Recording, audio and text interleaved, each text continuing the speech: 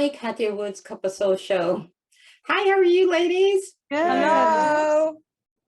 I have to say, this show, woo, with them turns. One of my first questions for you, we have all fallen in love with you last time with Games of Thrones, and we were like, yay. And then this one, you get to play someone completely opposite and deliciously evil. How much fun was that? It was really fun. Like, as you said, I was incredibly fortunate to play a role for 10 years in Game of Thrones that I absolutely loved. I adored that character. However, I really wanted the opportunity to play something else. I wanted to play the opposite. And I really wanted to be fabulous on screen. I really did. The naturalism I'd embraced previously had been satisfying, but now I wanted the opposite of that. And I also was excited to play someone who has such a thick screen, possibly doesn't contain any vulnerability whatsoever. And so that brittle power was thrilling. I loved working with Tom Sturridge. He is so committed to the role of Dream, and we had great fun pushing each other further and further. And he was very respectful and generous in allowing me to be evil to him. I was saying, Jenna and Kirby, you guys kind of like, there's a lot of, I'm going to say this correctly, almost like biblical sense to your characters. You know, I was raised Catholic, so Jenna, for me, like you doing the spells and all of that.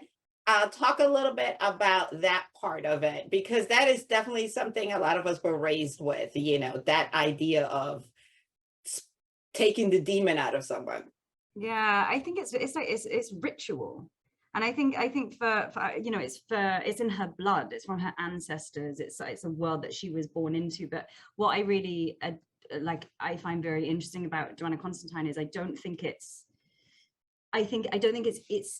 easy for her. I think it depletes. I think there's such kind of cost to it. And I think if she can avoid, you know, it's like having to, and also there's an element of it which is like day job, you know, there's an element which is like, this is, you know, the scene that we have in the cathedral is like another day, another demon, another exorcism, another, you know, witnessing, being around, being so close to demons and in that world. I think there's a real there's a kind of a reluctance, I think, from her.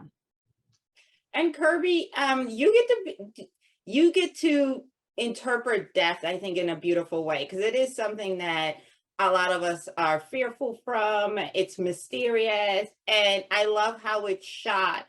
How nice was that? Because it's with all this craziness and evil going on, you bring, like, your episode brought a nice little bit of light into all the madness. So how fun was that for you to not be the crazy one, so to say? Yeah, it was excellent. Neil said something at Comic-Con where he said that, you know, this episode, you sort of earn this episode. You go through all of these other, like you said, there's so much that happens before, and then this episode kind of R1 changes the pace a little, because it is in the real world and it is grounded, but we are two immortal beings walking and talking about life and death. And for me, it was really lovely to play a role like this. I think it's always nice to be challenged, and it's a challenge just off the bat playing death, but to play a role that people have seen so many times before, because death has been around for as long as life has, and it's in